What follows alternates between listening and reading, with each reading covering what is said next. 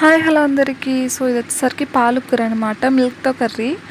And ఎలాంటి రైసెస్తో అయినా చాలా బాగుంటుంది. ఈవెన్ పులిహోరతో కూడా చాలా బాగుంటుంది. టొమాటో రైస్, కోకోనట్ రైస్, బిర్యానీలు ఎక్సలెంట్ అనమాట. 5 అంటే 5 మినిట్స్లో ఈజీగా అయిపోతుంది. బ్యాచిలర్స్కి అయితే ఇంకా ఇదొక వరం అనే చెప్పుకోవచ్చు.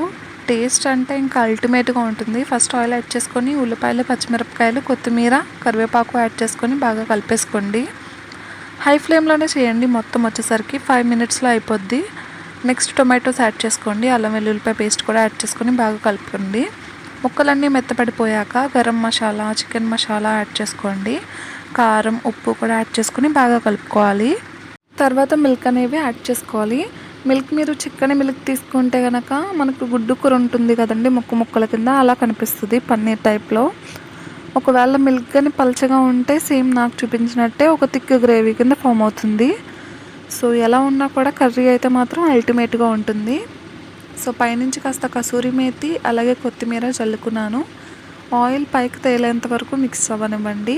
మిల్క్లో కూడా ఫ్యాట్ ఉంటుంది కదా, ఆ ఫ్యాట్ కూడా దిగేసి మొత్తం ఆయిల్ ఎక్కువ ఫామ్ అవుతుంది. సో మీరు ఆనియన్స్ వేపే స్టేజ్లో తక్కువ ఆయిల్ యూస్ చేసినా ఏం ప్రాబ్లం లేదు. మొత్తం ఆయిల్ పైకి వచ్చే వరకు మీరు బాగా ఫ్రై చేయండి. అండ్ చూసారా ఆయిల్ ఎలా పైకి తేలుతుందో. సో ఇలా పైకి తేలిపోయాక మీరు ఆపేసుకోవచ్చు. ఎలాంటి రైసెస్తో అయినా ఇది టేస్ట్ అయితే అల్టిమేట్గా ఉంటుందని చెప్పొచ్చు. సో ప్లీజ్ ట్రై చేయండి. And thank you for watching. Please like, share and subscribe to my channel. See you again in next video. Bye.